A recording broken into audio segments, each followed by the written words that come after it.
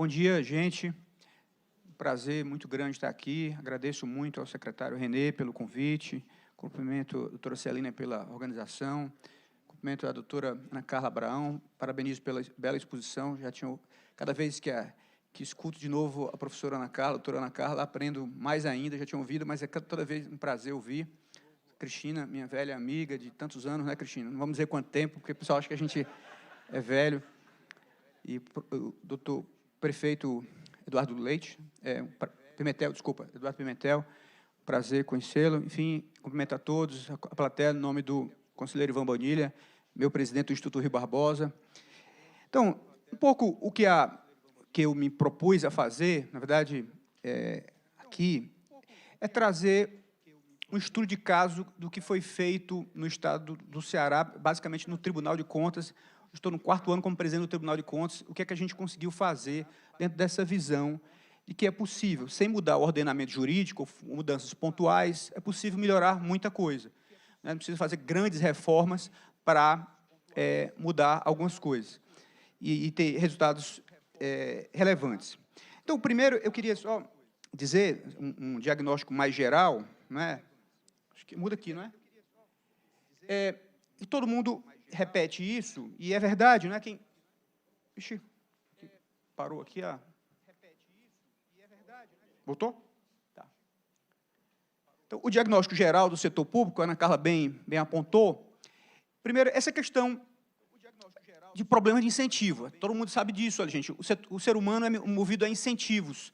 É da nossa natureza. A gente se move muito com isso. Quanto mais incentivos a gente tem, mais a gente se movimenta. Engraçado, Cristina, que eu comecei a usar esse relógio aqui, esse Apple Watch, sobre exercício. Minha mulher começou a dizer, você está engordando muito, você precisa emagrecer e tal. E eu comecei a usar esse Apple Watch. Isso é uma maravilha, porque ele fica te dando prêmio, te dando medalha, olha, e te cobrando também. Olha, você saiu mal ontem você não cumpriu a meta. Gente, eu passei a ser outra pessoa. Agora, todo dia eu me obrigo a andar, todo dia eu me obrigo a me movimentar. Então, isso funciona mesmo, pelo menos comigo, na prática, está funcionando. Então, a regra geral é isso, as pessoas são movidas a incentivos, isso conta, incentivo conta, isso é verdade. E eu lembro que, teve uma época, quando eu estava no IP ainda, eu estudei muito privatização, eu li muito, e as pessoas diziam assim, olha, tem que privatizar as empresas, porque as empresas estatais são menos eficientes que as empresas privadas. E você começa a ver, começa a medir, começa a ver a experiência internacional, vê que não é nada disso, gente. Na verdade, tem muita empresa privada extremamente ineficiente e tem muita empresa estatal eficiente. É isso que mostra a literatura, isso é evidência empírica, não é opinião. O que é que muda, então? O que muda, basicamente, é incentivo. Se você colocar um monopólio para uma empresa privada, um monopólio privado é muito pior do que um monopólio estatal.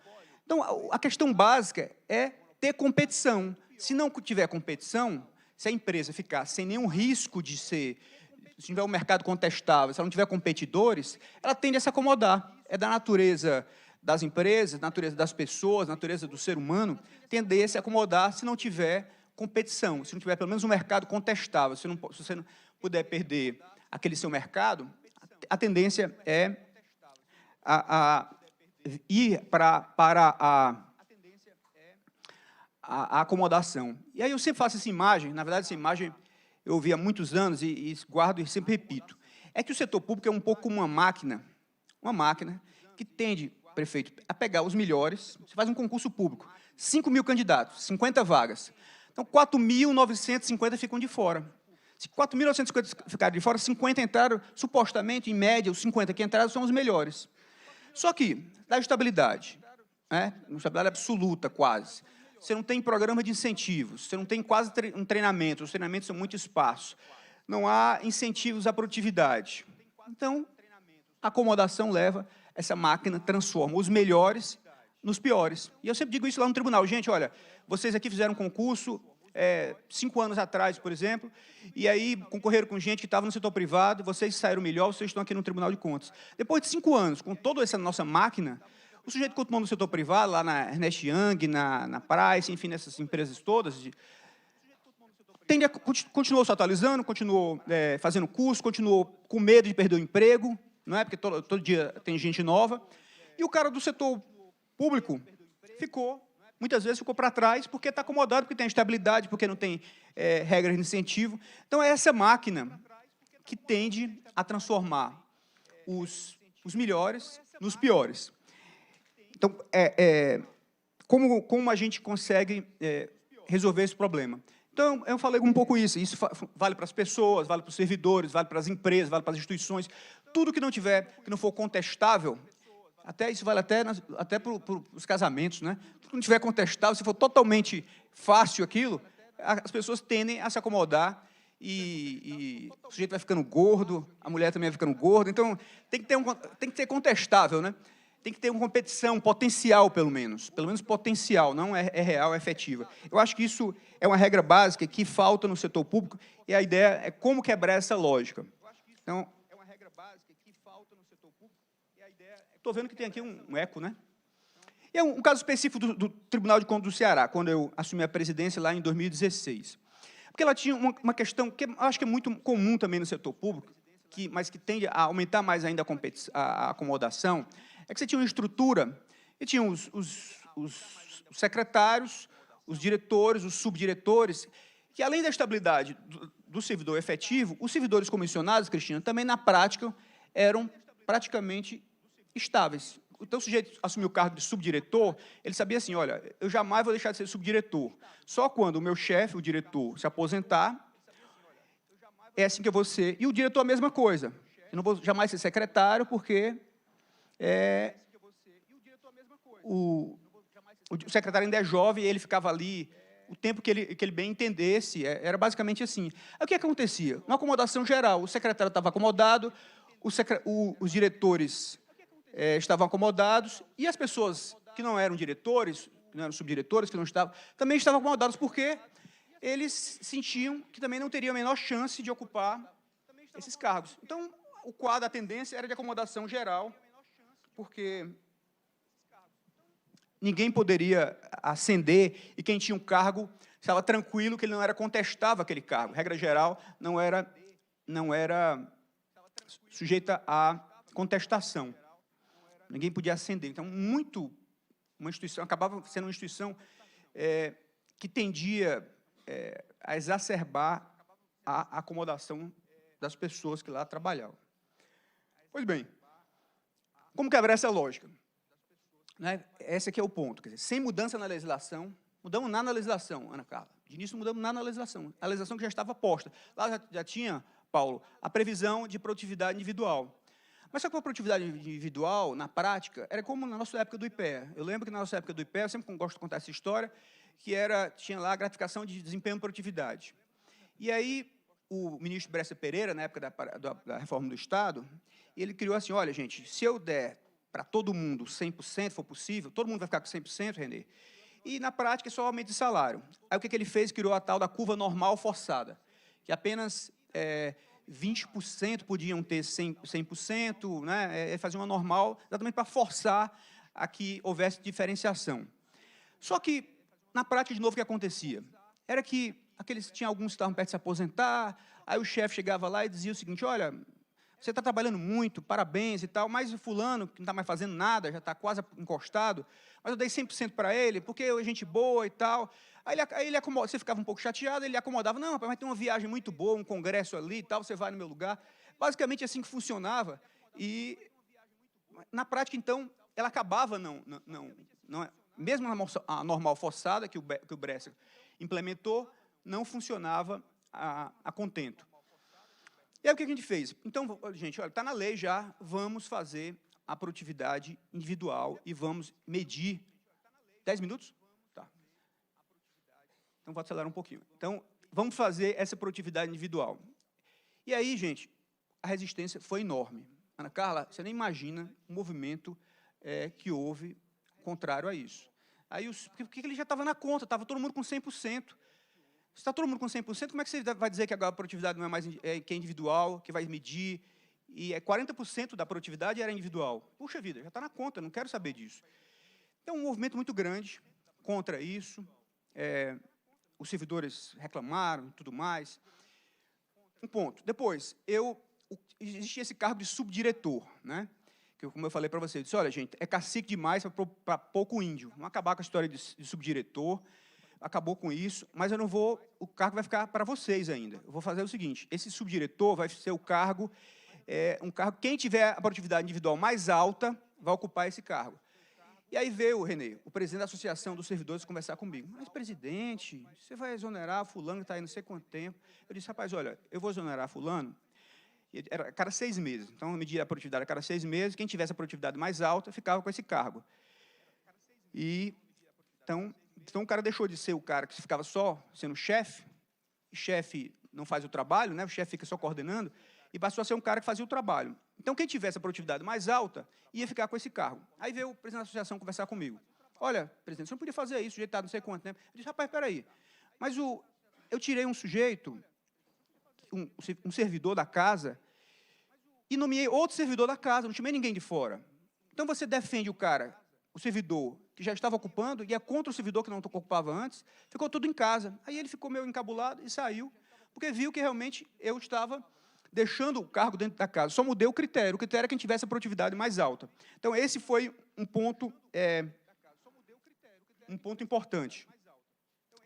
Então, quer dizer, as pessoas sentiram, e aí os diretores eram estados, como disse a vocês, os secretários eram estados. E a gente foi ver, olha, gente, quem continuou dando essa produtividade para todo mundo foi substituído. Então, começaram a sentir que o diretor podia ser substituído. Então, a regra de que era estável acabou também. Então, quem estava embaixo sentiu que podia subir. Então, começou a ter esse movimento também, as pessoas poderem se motivar a subir na cadeira, na carreira. Diretores que não avaliavam corretamente e a produtividade do setor não aumentou, foram substituídos. E o que é que eu fiz? Além disso, né, além de ocupar esse cargo mais alto, a gente fazia também esse tipo de coisa, almoço de reconhecimento, quando havia um congresso, por exemplo, almoço semestral de reconhecimento, quem teve a produtividade mais alta, quem teve produtividade acima de 150%, a gente fazia almoço, reconhece esses quadros. E também entrega, olha, gente, vai ter o congresso da Tricom agora que o Ivan Bonilha, nosso presidente do IRB, está organizando. Quem é que vai para o congresso? Todo mundo quer ir. Nessas horas, todo mundo quer ir para o congresso, Foz do Iguaçu, quem não quer ir, né? E aí disse, olha, quem vai? Ano passado foi em Florianópolis. Quem vai foi quem tiver a produtividade mais alta. Esse vai ter prioridade na hora do congresso. Então, isso foi estabelecendo uma cultura de meritocracia, para usar a expressão da Ana Carla, muito grande no tribunal. Mas, obviamente, que teve muita reação, como falei, mas não se faz omelete sem quebrar ovos, tive que ter muita persistência, recebi muita pressão, as pessoas me procuravam, os colegas mesmo procuravam, espera aí, mas isso aí vai dar certo, os servidores estão insatisfeitos, há muita insatisfação e tudo mais. Realmente foi difícil, foi bem difícil no primeiro ano. E tem efeito colateral, nem tudo são flores. Os efeitos colaterais. Começou a ter um excesso de competição em alguns lugares. Colega que trabalhava há 20 anos, um deixou de falar com o outro, pediu para mudar de setor, chegava lá, presidente, quero mudar, aquela tomou meu lugar e ficou muito competitivo e tal. Realmente houve isso. E outra coisa, um problema até que eu chamo de problema bom, interessante, viu, Renê? Começou a acontecer, se me contasse, dissesse que ia acontecer, eu não acreditaria, mas aconteceu. Você está conversando com um servidor, com um projeto qualquer, lá, chama na presidência, e ele diz, presidente, desculpa, mas é que eu tenho que cumprir minha meta. E todo mundo sabe, tenho que cumprir minha meta, Isso virou um quadro, um problema ruim até, um problema, quer dizer, né, para o tribunal, de certa forma. Depois que equacionar, encontrar maneira de resolver isso. Mas o fato é que qualquer coisa, projeto, que estivesse fora do que estava especificado na meta, o sujeito não queria se envolver. Com razão, né? Olha, se não está na meta, eu não quero entrar nesse trabalho. Por exemplo, tínhamos lá um projeto, Ivan, com o Ministério Público Estadual, operações especiais, algumas auditorias, operações especiais com o Ministério Público Estadual. E aí eu tentei envolver várias pessoas, ninguém queria. Eu chegou o secretário de Controle de Estado, não, o pessoal não vai não, presidente. Desculpa, mas eles não estão na meta. Aí tivemos que criar um grupo específico para operações especiais com o Ministério Público. E ajustar essas metas o tempo inteiro. Mas esse foi o problema, os efeitos colaterais que enfrentamos. Os resultados gerais. Já em 2017, o TCE, o Tribunal de Contas do Estado do Ceará, julgou 120 processos a mais em relação a 2016. Um crescimento assim, substancial. 2018 ainda continuou aumentando, quer dizer, isso aqui foi em 2016, essa mudança toda, mas continuou aumentando em 2017. Então, e aí, isso foi uma coisa muito boa. Quem era contra anteriormente, acabou ficando a favor, gente. Com o tempo, as pessoas vão se acostumando e a postura acaba mudando. Porque aí a gente implementou o teletrabalho. Hoje, até 50% dos servidores do tribunal podem estar no teletrabalho. E só foi possível o teletrabalho, trabalhar em casa, porque a gente tinha produtividade individual. Sem produtividade individual, era impossível isso, porque senão ficava, como é que a gente controlava isso? Com a produtividade individual que a gente fez em 2016, em 2018 a gente implementou um teletrabalho e as pessoas estão extremamente satisfeitas. Só exigiu que fosse 30% mais alta a produtividade que a gente tivesse em casa. Mas a adesão, 5 minutos só, né? Estou já acabando. Mas a adesão foi muito boa. Mas aí, nessa história toda, esse processo, houve um complicador, Renê, que foi o seguinte: eu gosto sempre desse ditado judaico, o homem está fazendo o plano, Deus está dando gargalhadas, que tínhamos todos os nossos planos, de repente, a Assembleia Legislativa no Estado do Ceará resolve extinguir o Tribunal de Contas dos Municípios. E mandar todos os servidores, lá existia um Tribunal de Contas dos Municípios, que era maior que o Tribunal de Contas do Estado do Ceará, né? Na verdade, era 1,5 vezes o Tribunal de Contas do Estado do Ceará. E mandar todos os servidores que estavam no Tribunal de Contas dos Municípios para o Tribunal de Contas do Estado do Ceará. E aí, Bonilha, o que é que a gente faz com esse povo todo aqui? O que é que a gente faz com a nossa gestão de pessoas? Planos de carreira completamente distintos, né? Cultura organizacional completamente distinto. E foi uma confusão enorme. Vocês nem imaginam a confusão que foi isso no começo, as pessoas extremamente preocupadas, o estacionamento que era tranquilo deixou de ser tranquilo, as pessoas com medo da competição também, porque já estava estabelecida. E aí eu lembro que uma vez eu tive uma reunião com os secretários diretores lá do TCE, que foram me procurar, e todo mundo muito aflito, alguns até com raiva e muito enfáticos e tudo mais. Então, conflitos, como estava falando, de toda a ordem, né, entre as duas casas, enfim. E aí eu disse para o pessoal, assim, com muita ênfase, e todo mundo até um pouco susto, mas foi essa a filosofia da coisa. Eu digo, gente, olha, a onda está aí. Pegue sua prancha e surfe ou leve caldo.